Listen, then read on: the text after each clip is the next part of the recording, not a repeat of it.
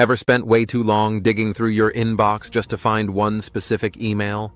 Google has a new solution, and it's powered by AI. Gmail is getting a major upgrade to its search function.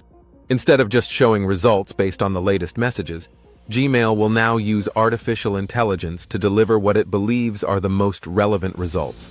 That means it'll factor in how recent an email is, how often you interact with certain contacts, and even how often you've clicked on particular messages.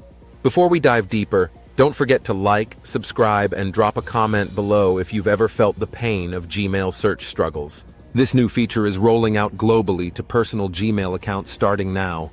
Business accounts will get access later, though Google hasn't said exactly when.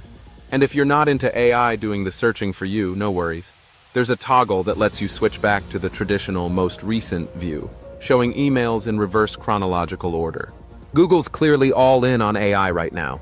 Just this month, we've seen AI show up in more parts of its search tools and even in shopping features. If you're curious where else AI might pop up next, check out the related video in the corner.